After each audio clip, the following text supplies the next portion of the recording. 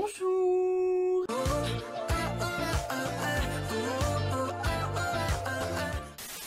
Aujourd'hui je suis ravie de vous retrouver pour une petite sélection de Boys Love. Depuis que j'ai fait ma vidéo sur les Boys Love, vous avez été très nombreux à me demander si j'en avais vu d'autres depuis et à me demander si j'avais des conseils. Et ça tombe bien, j'ai décidé de vous faire une petite sélection de 6 Boys Love qui seront répartis dans le calendrier de l'Avent, et je crois qu'il y en a une qui sera même après parce que j'ai plus de place dans le calendrier de l'Avent. Et je tiens à remercier à ce sujet Delgrena qui m'a beaucoup aidé pour les choix des Boys Love à regarder. Et aujourd'hui nous commençons avec un japonais et un coréen.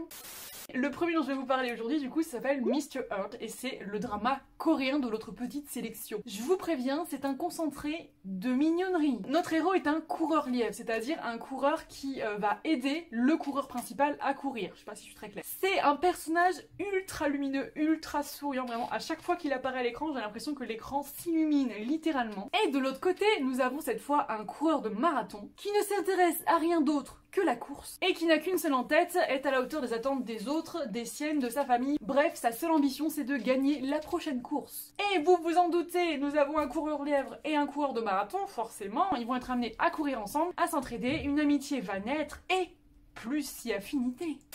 Bref, ce mini-drama de 8 épisodes de 10 minutes, je crois, est une pure merveille. Vraiment, c'est un truc tout petit, c'est un mini-film. C'est vraiment un drama à regarder pour vous remonter le moral, pour vous mettre du baume au cœur. Les deux personnages sont ultra touchants, la romance est vraiment archi chou. Et même si on n'a pas beaucoup de temps pour développer une vraie intrigue avec plein de rebondissements, etc., franchement, vous allez voir, vous allez pas vous ennuyer, vous allez vous attacher aux personnages et vous allez adorer cette petite romance. Le deuxième drama de cette sélection s'appelle Life, Love on the Line et c'est Juliette Cham qui m'en a parlé pour la première fois et qui m'a dit Sam, fonce! Ça raconte l'histoire de deux lycéens qui, chacun, lorsqu'ils rentrent de l'école, marchent sur une ligne blanche en s'imaginant plein de choses, plein d'aventures. Genre par exemple, tu poses ton pied en dehors de la ligne blanche, tu vas être dévoré par une horde de requins affamés. Mais bref, ces deux personnalités un peu originales, très attachantes, vont se rencontrer au milieu de la ligne et en fait, petit à petit, ils vont se voir tous les jours, ils vont s'attendre tous les jours et il va se créer entre eux une amitié. Évidemment, vous vous en doutez, ils vont tomber amoureux. Franchement, j'ai adoré les très beaux messages du drama. C'est vraiment un drama qui va vous mettre un point d'honneur à vous démontrer, à vous expliquer que la clé du bonheur c'est pas forcément suivre les normes de la société. Et je le dis souvent lorsqu'on suit un chemin un peu marginal, par exemple quand à 30 ans t'es pas marié avec des gosses ou t'as pas une carrière florissante, etc.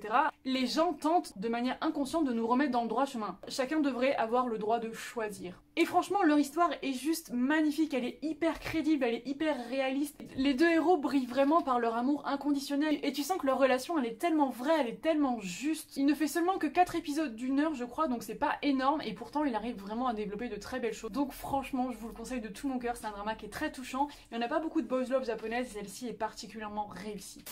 Donc voilà, c'est tout pour moi, dites-moi en commentaire si vous avez vu un de ces deux dramas, si vous les avez aimés ou non et pourquoi, et moi je vous dis à demain pour une prochaine vidéo. Salam, popo, bye bye.